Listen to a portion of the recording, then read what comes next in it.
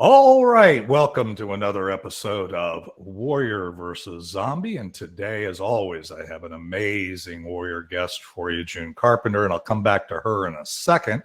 But first, let me remind you of why you're here. Success is a journey, it's not a destination. As warriors, we all have a history of ups and downs, wins and losses that are all part of making us who we are up to this point, and they provide a foundation for our path forward.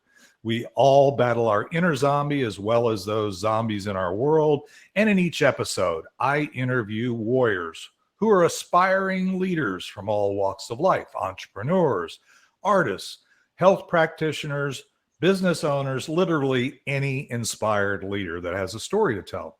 These warriors have a cause, they have unique value, and a vision that goes generations into the future. And today's guest is no exception. June Sunshynne Carpenter is an awesome warrior. She's a mother, a grandmother, an author, a founder, and CEO of JSC Enterprise. And her upcoming book, Incompleters Anonymous, 10 Steps to Master Freedom from Procrastination Domination, is sure to be a bestseller. June's 30-year warrior journey is focused on helping clients achieve their personal and professional organization goals. She specializes in helping clients improve their self-esteem and self-confidence, develop effective communication skills, and manage stress and anxiety, all kind of tied to organization, I would imagine. As an empathetic and supportive coach, she creates a safe and non-judgmental space for clients to explore their thoughts and feelings. Her client-centered approach to coaching involves tailoring coaching sessions to meet the unique needs and goals for business owners, families, and individuals alike. June's mission is to inspire 250,000, interested to hear where that number came from, Decluttered Spaces Internationally. June Sunshynne Carpenter, and I'm going to cut the sunshine out from here on out, by the way. Welcome to Warrior versus Zombie. How are things in Georgia? What part of Georgia are you in? Thank you, David. I am in what they consider John Creek,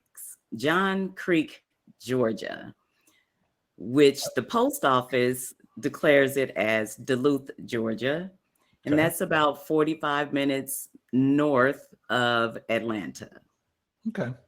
So probably in today's world, with everything in Atlanta moving north, I know places like Dunwoody and others kind of got absorbed into the Atlanta metroplex. We have the same thing going here in Dallas, right? Things that used to be like outside the city keeps moving further and further towards you. Is that what's happening there? That is absolutely what is happening here.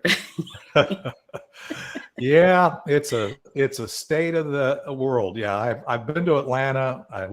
We all call it lovingly Hot Atlanta. Yes. At least from my neck of the woods. So, and I was in Michigan for a while, and I grew up, and I'm from Kansas City and so on. But I traveled a lot, and at one point, I worked for General Motors. We had a couple of plants in the Atlanta area that I'm not even sure either one of them exists there anymore. One was Doraville and the other was Lakewood, and I don't think either one of them are there. But so what else is going on in Atlanta or in Georgia in your world today? Well, weather is a big thing. Okay. David, we're waiting on spring to officially get here. We're still down into the 40s at night. Right now, it's an overcast. There's a little bit of pollen, which we don't mind the little bit because everything turns dusty green here in Atlanta. So having a garage is a good thing. So there is a little slowdown on the pollen accumulation, and it has not yet hit those warm degrees that we're expecting, being that we are hot Atlanta. Yeah, well, the nightlife was kind of the way I referred to Hot Atlanta. So, it wasn't as much the weather, but yeah, here in Dallas, we were complaining a little bit. Actually, I was in Michigan last week, and so the highs were in the 40s. So I was happy to get back here, and actually pleasantly surprised that we were working on the 80s. Sorry about that. Yeah, we were working on 80s again. So anyway, so that's good. So well, let's do this. I don't want to spend too much time on the weather, and I know the world's a little different there, and we'll get a little flavor of that. But let's take a quick break. We want to hear a little of our theme song, It's Not the Getting There by Ricky Jean Wright, and we'll be right back to talk to June Carpenter and hear her story on Warrior versus Zombie.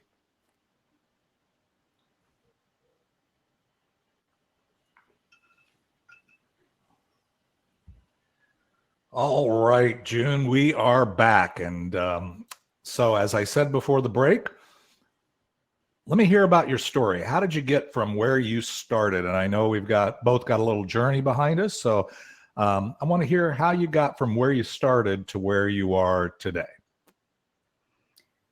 Well, where I started was my concern about having a clear environment.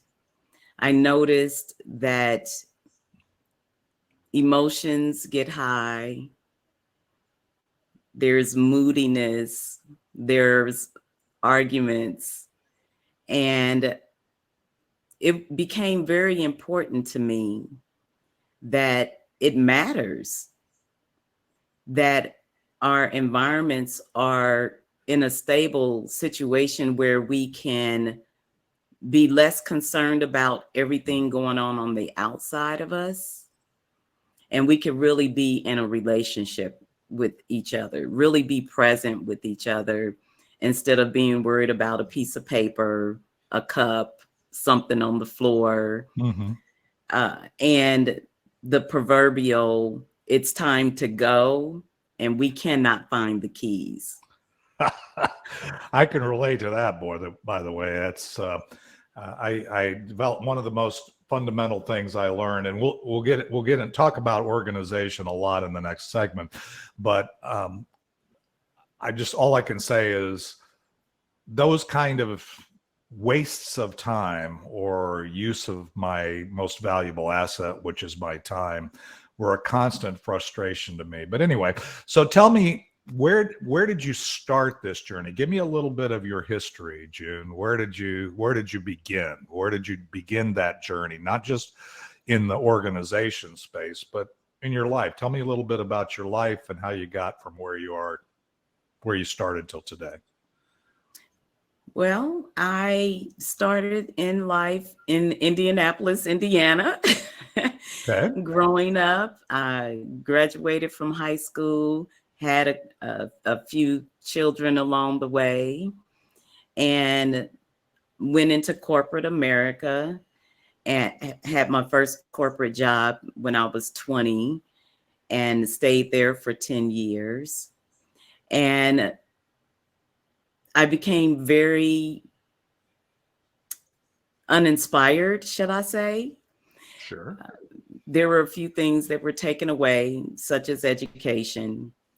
They would often send us to have classes that we can take internally and externally. And there were some shifts that happened in the organization. And I decided that I wanted to be an entrepreneur in 1995. Okay. I left corporate America doing our amazing network marketing businesses. I did one in the beauty industry with makeup and one that was in the legal industry. Okay. Ensuring that people had legal coverage. And from there, I didn't have the skill set to be the type of leader that you need to be in order to build an organization and to sell and enroll people into products. And eventually I went into owning my own in-home licensed daycare center. I did that for 6 years. And then being in Indianapolis with all the beautiful snow, I didn't want to be there anymore. Yeah. It took 5 years to get a plan that worked.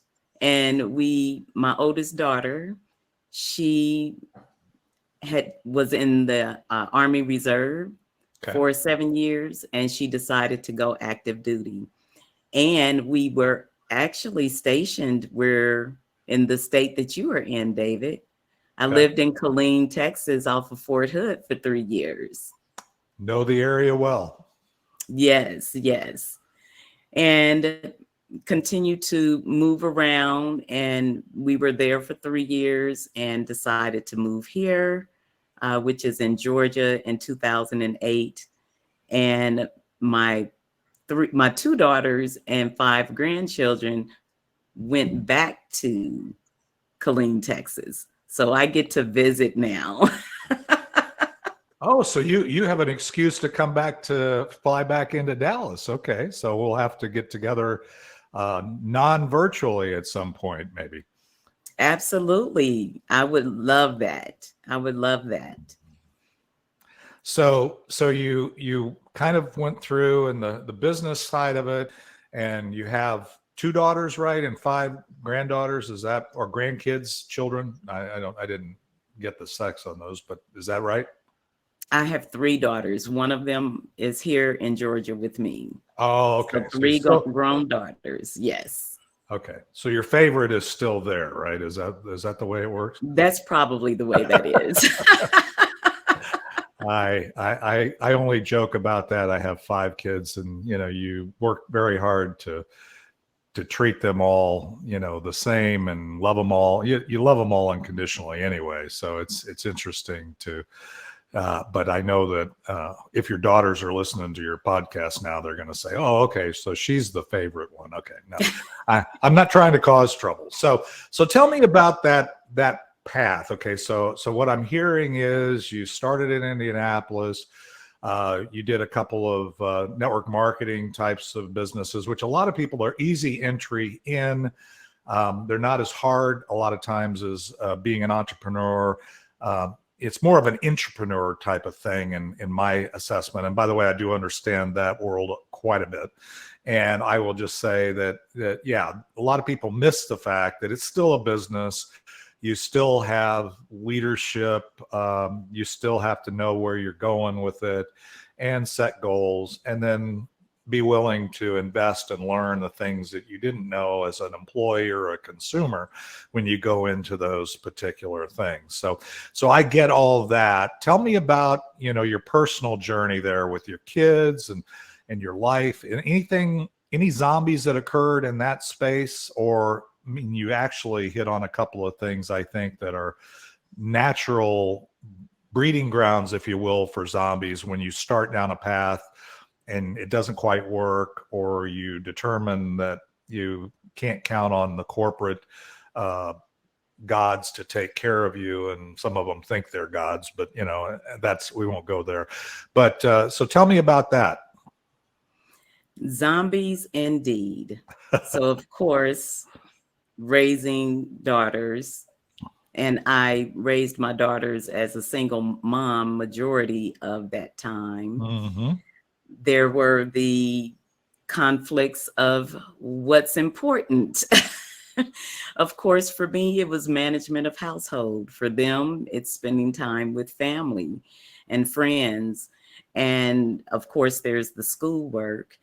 One of the major zombies that existed was me not being able to look at them as if they were their own individuals and on their own path, and being in what I call organized church.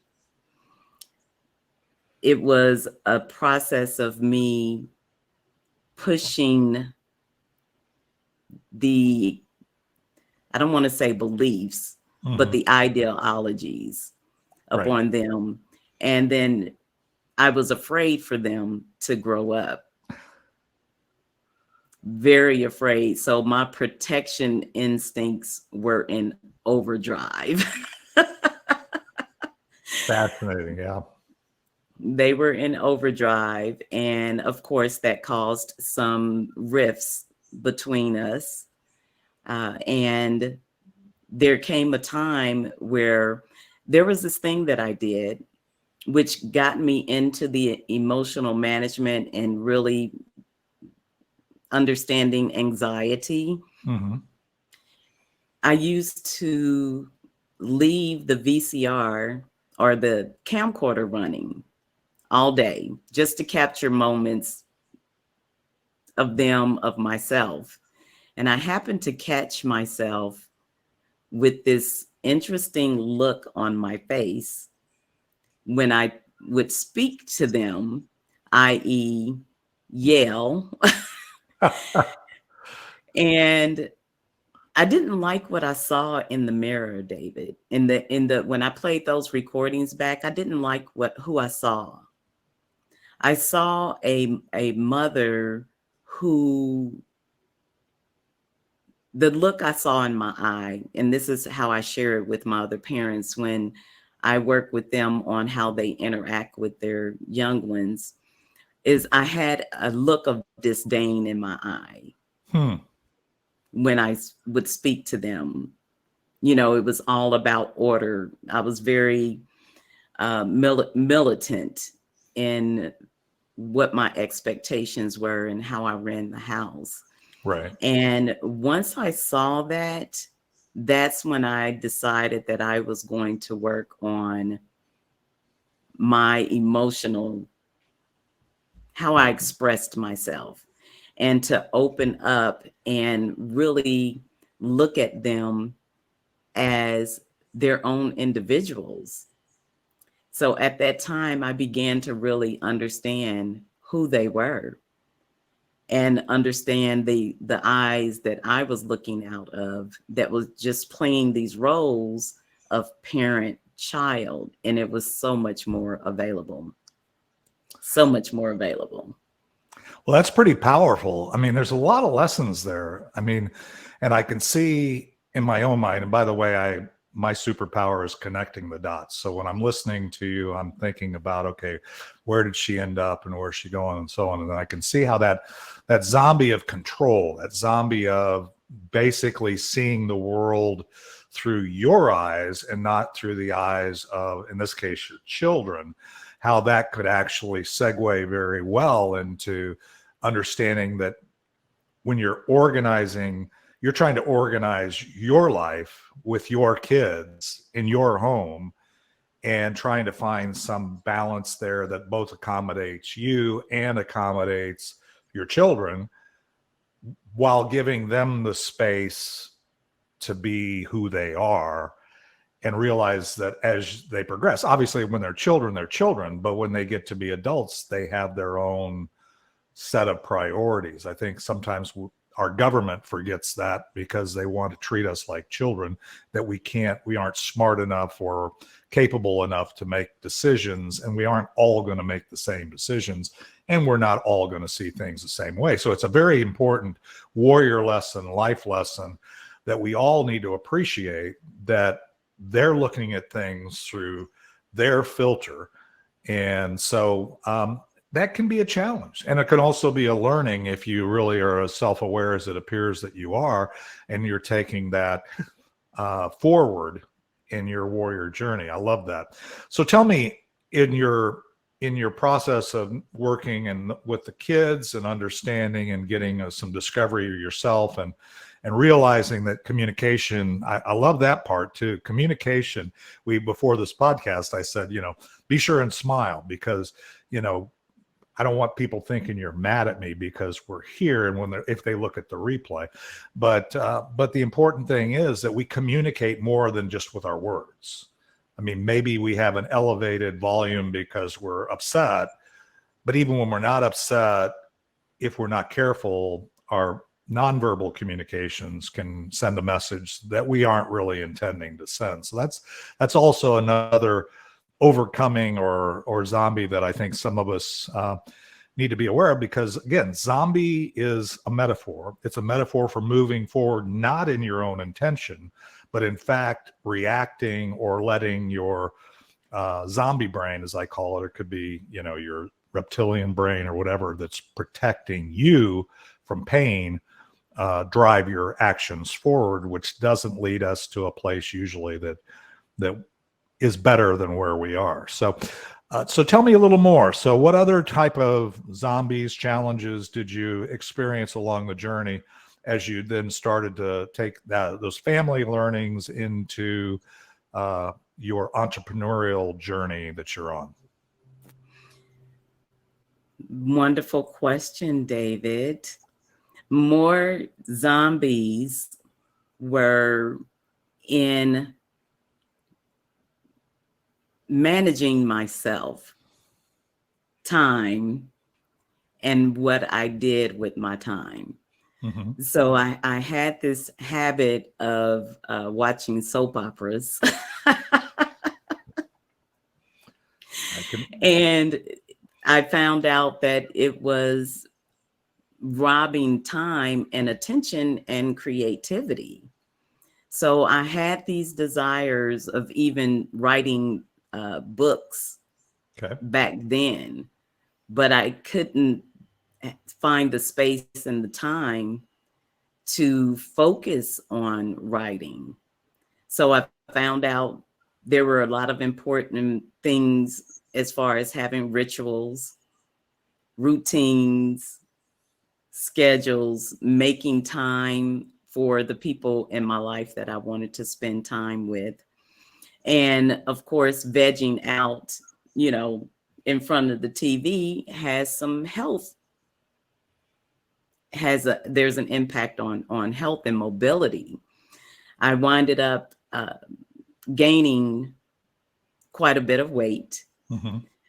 and didn't get an opportunity, because with the procrastination, it's more or less that we're not so much procrastinating.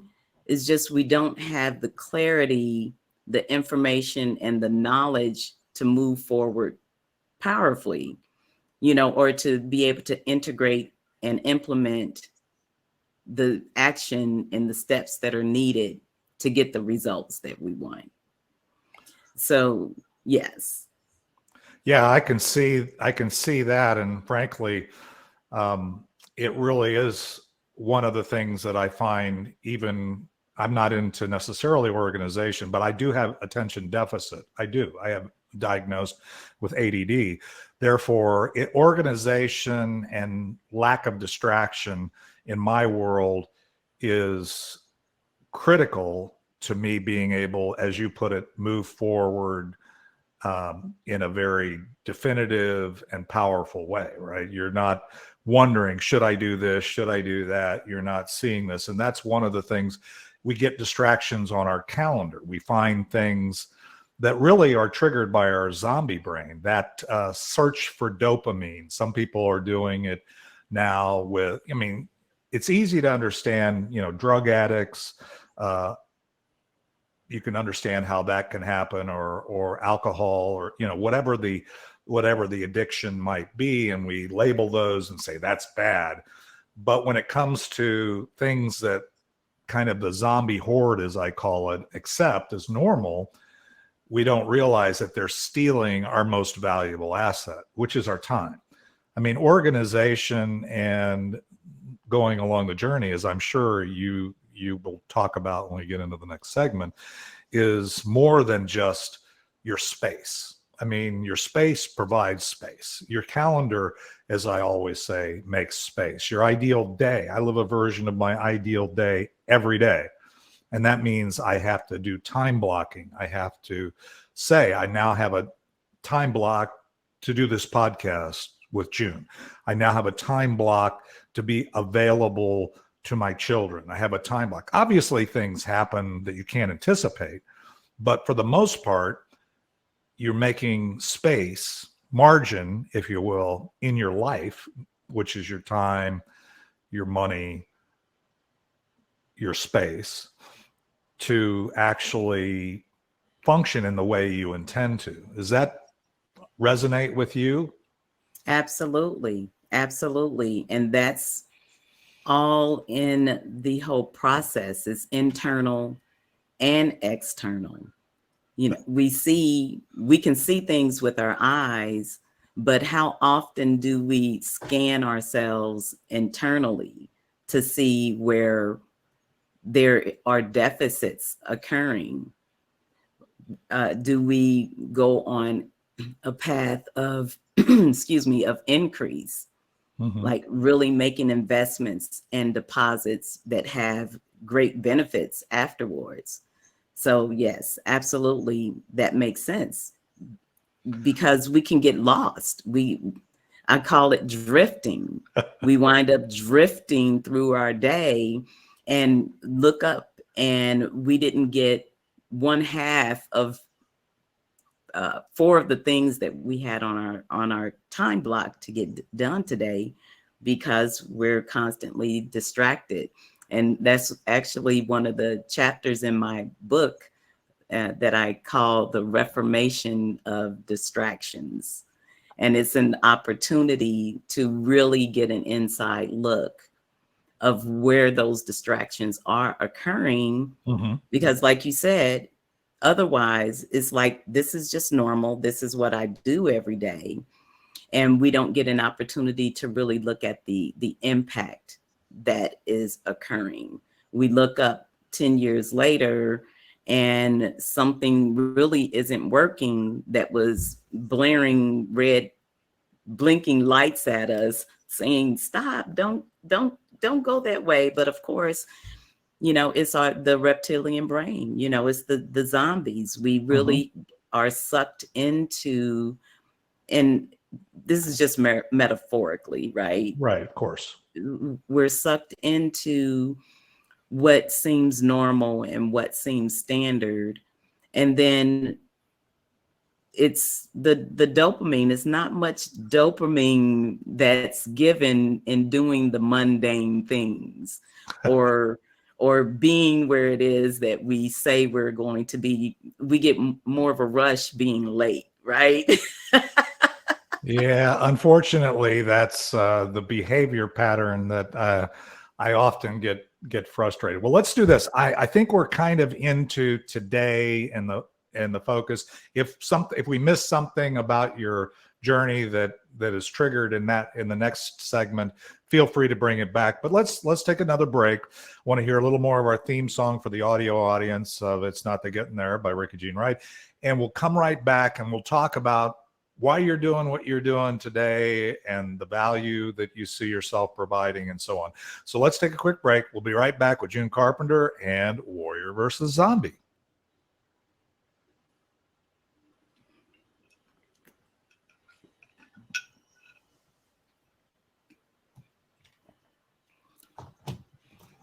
I need to lubricate. I'm finding myself licking my lips. Woo. Okay. That's better. All right, June. Interesting story. A lot of things going on there. As most warriors, I know that we kind of gloss over things that were a little more challenging than we let on, because that's a warrior attribute, right? As we get into this, is we're always focused forward. And so some of the challenges we've put behind us, it's hard for us to invest any time focusing on those because we're moving forward. We're warriors. It's our zombie brain that keeps pulling back the things from the past that you need to avoid. And it also inhibits your forward motion. So I love that about when I talk to warriors of all ilks, that we tend to focus forward. So that's not anything, but I know that story segment is really important, because sometimes we let ourselves believe that we're the only ones dealing with this. And so the warriors that are on this podcast, they realize, and as I'm listening to you, I remember all kinds of zombies that occurred in my life. The accumulation zombie, growing bigger and bigger and bigger and having more and more stuff. And the more money you have, the more stuff you put into your life. The more stuff you put into your life, the more time it takes. Even if you pay somebody to do things, you still allocating time, mental resources, all those things. So tell me, why are you doing what you're doing today? I believe that it's important that as beautiful human beings on this earth, that we are able to attain a level of peace of mind, Mm-hmm. a level of stress-free, because we know what stress is doing to us. We hear, right? Mm-hmm. The reports are that stress causes us to, it affects our well-being. Absolutely. And I just believe that it's important that if we get an opportunity to love ourselves more, that we get an opportunity to love each other even the more. We can be more of service. We can be more of a contribution. We can have opportunities to spend, I think I said this already, spend more time with each other, which Sure. that's really where the real value is. Because the saying is that on that wonderful day, there will not be a U-Haul that gets to go with us. So, yeah, I just believe it's important. Because it's challenging to be in life alone. Loneliness is huge. Depression is huge. And I believe that if we, and it's somewhat on the minimalist aspect, that if we're managing less stuff, that we'll get an opportunity to be more productive and enjoy the things that we really truly enjoy and that we really want. Traveling, it could be building a business, spending more time with your grandchildren, and reducing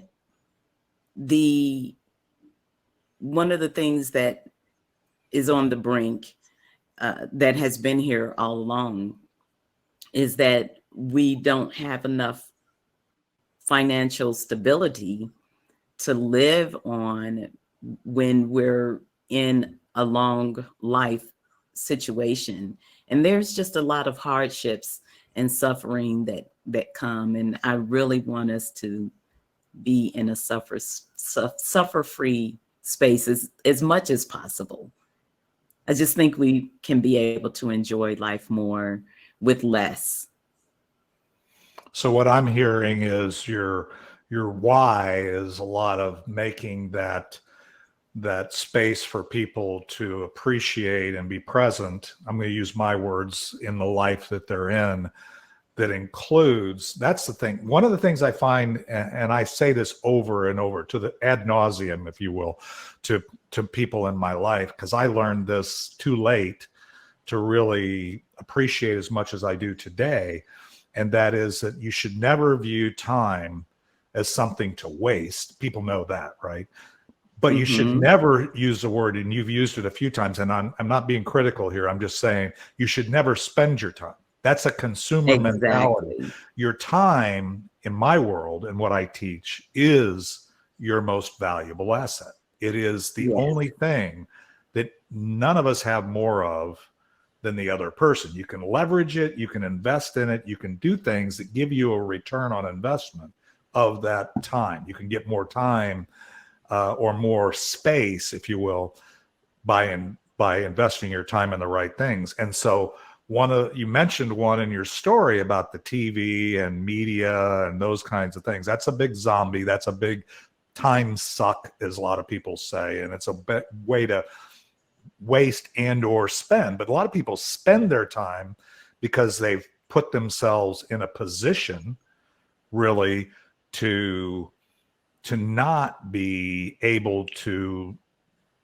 get rid of that obligation, if you will. So you have a house. I find this all the time. I live in a mid-rise. I don't have, when I have something go wrong with my place, I call the office and say, hey, I need a light bulb change, or the plumbing's not working, or the air conditioner, right? I mean, people don't realize that when you invest or you spend your money on a home, and I'm not dissing homes, I'm just saying you got to realize that there's a time component of that you may not have realized. And again, you can, if you have enough money, you can pay somebody to take care of stuff, but you're still taking time. You got to figure out what your budget is, what your allocation is. So I love that about your why, in that, because we're very aligned there. I'm actually qualified as a minimalist. I have gone the other way. I went on that same journey I'm talking about of accumulation that you mentioned earlier. And now I'm going back down the mountain, and I haven't gotten to where I want to be in full transparency, but I'm on that journey every day of getting more and more space, which may or may not mean less and less physical space, more and more space in my calendar, in my life. Because you're right. The only thing you can take into eternity, you said it in your own way, is people, is relationships. The other stuff you're going to leave behind. And nobody's going to say, oh, well, he had or she had a big house or a big car. Or, yeah, oh, yeah, that was, if that's what they remember about you, I'm not so sure that's not ending my life with regret, because that's not what I want to be remembered for. So tell me, you mentioned the 250,000 internationally. Tell me a little bit about that, because I can see your value. You've got a lot of experience, a lot of relevant ability to relate to your clients, relate to people you're trying to serve. But tell me, what is your basis for the 250,000 and your impact? What's driving that? I had to go bigger. Okay. I just had to go bigger. I was talking to one of my mentors and coaches, and I had set, a number in a lower 1,000 frame. Mm-hmm. And I realized that the component of give back, to reach a goal like that, it just increases the opportunity to really impact a lot of lives. So these 250,000 spaces, for one person, it may just be with their electronic information. Right. For another person, it could be a junk drawer. For another person, it could be that they've decluttered their daily life, mm-hmm. changed from trying to squeeze 20 things into one day. And they've attained a place where they get an opportunity to spend time with themselves, read a good book, take a hike, spend time in a jacuzzi, just really spending time to decompress all of the noise that constantly surrounds. And if 250,000 decluttered internal and external spaces means that there was more time created to invest in something else that's meaningful, which can thereby bring more joy or fulfillment or the ease of access of something, make someone's life a little bit better somewhere. Well, I love that. And I got to tell you that a lot of people don't understand the impact of that. My life, my vision, my unique reason, if you will, for being on the planet at this point in my life is to change the world one dream at a time. And the point is, people will say, well, how can you change the world? And I said, well, if I understand your dream and I help you achieve your dream, and then your dream includes other people. I mean, it's pretty easy to see. I'm known worldwide because I have a worldwide podcast and show, and I've worked in global corporations as the vision warrior. You may, be the organization queen before we're done here. So the point is that it's more, as you point out, of an impact. And these 250,000 spaces, by impacting 250, let's just suggest that it is 250,000 people. Those people now have more space to have relationships with other people, and to other people to maybe learn from and duplicate or follow on their path. So as opposed to just being captive by the consumer mentality, by the spend my time mentality, by the dopamine, and then gets the stress part of it where you've got the cortisol and the fear driving your life, you're now able to have more of an abundance, a positive mindset focused forward in a way that's organized and gives you the ability to move forward in a powerful way, which is all what I've heard from your my takeaways. But let's do this. We're going to have to get into we could talk for a long time. You and I are very aligned. So we're going to get into what I call, because I put 4 million miles on airlines, the land the plane segment, where we're going to land the plane. And when we come back, I want to hear, if we take away any one or two things from this discussion, from your story, from what you're doing today, what would you want to make sure we take away? Okay, so let's take a quick break. We'll come back after we hear a little bit of our theme song for the audio audience of It's Not the Getting There, and we'll be right back with June Carpenter and Warrior versus Zombie.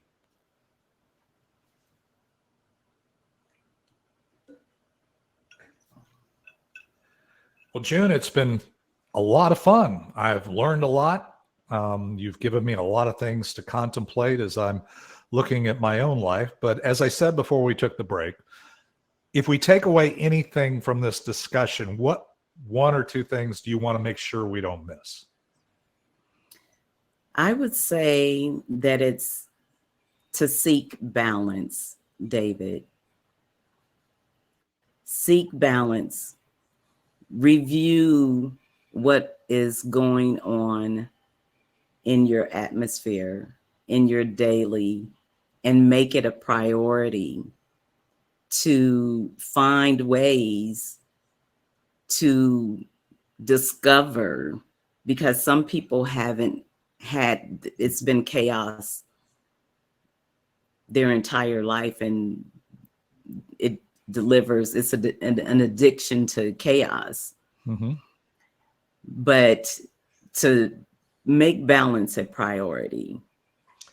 Well, I love that. Making balance. One of the misconceptions with balance that we people don't understand is, what are you balancing to? It's like, what is the big rock on the other side? Is it keeping my house clean? Is it keeping things organized? Is that where your balance is going, right? I mean, as an organized life, organized calendar, organized finances, organized time, again, which is your most valuable asset, where is that going, right? I mean, life is up and down, as I say, ups and downs, wins and losses, things happen. We all know that. So a lot of people can perceive that balance means my life is never going to be balanced. And that's not true. Your balance changes, just like, when you're making a trip from here to the moon, it adjusts all the way. There's challenges, but you're moving towards a direction of intention that you ultimately want to arrive at that that vision or that destination, and you don't really arrive. As a theme song says, it's not the getting there, because it's the journey every day. Absolutely. It's not about arriving, because as you know, you're a Christian, I'm a Christian. We know that when we arrive, we'll know. So, when you get there, you'll know. That's, again, the theme song of the podcast. And so for those listening to it, there's more to it than just some bumper music. This is there's a message that goes with the Warriors. So, well, that's beautiful. So I know, we're doing this live in the Hive on the Be Connected platform. You're a mover and shaker in that space, as I try to be. So tell me, how else should we reach out to you? What else do you want us to do if we're listening to this podcast? I do not have a website. All right. And on social media, Facebook, I can be found by Sunshynne Carpenter. On Instagram, Sunshynne. My email is lifesingredients@gmail.com. And I guess it probably would have been good to have a good calendar link if anyone wanted to meet with me. Well, the good news about that, June, is you don't have to be apologetic, because people listening to this podcast, if you want to follow up with June, there'll be relevant links, either emails and those kinds of things, in the show notes or in the description. So you'll be able to find those. So that's not a problem. The best way I can tell you is, even though if you're not a troll or is be intentional. Get on this platform where we're doing this podcast at June's or my invitation, and or anybody else for that matter. Get on here if you're not a troll, not somebody, because it's a very intentional, warrior-driven platform. And you mentioned something early on that I will tell you, and I actually did a talk on our summit about reducing the noise. Too many people get captive in the LinkedIn, Facebook, Instagram, even in their email inbox, and they don't make the space to intentionally connect. And that's obviously how I met you, how we came to have this mutually beneficial relationship. So again, I would encourage people to do that. Well, June, it's been awesome. Thank you. Thank you for sharing with our audience. We may come back and do an organization triggered episode on my new podcast that I'm launching here shortly, called Triggered by Warrior versus Zombie. We may come back and have an episode on organization as we go forward. So with that, thank you again. And thank you, David. It was great to be here with you. Yeah, it's been fun, and there's so much more I know we'll have. But the good news is we're on the journey now. And for those that are interested, reach out to June, join the Be Connected platform. June Carpenter, I don't think there's another one on the platform yet. There's about 20,000 people. It's not like 40 million like you have on other platforms that have the same name or whatever. So hopefully you can find her there, but you won't have any trouble. I know she's going to be very important on this platform. So with that, let's hear the outro of It's Not the Getting There. We'll be back next Friday with another warrior and another episode of Warrior versus Zombie.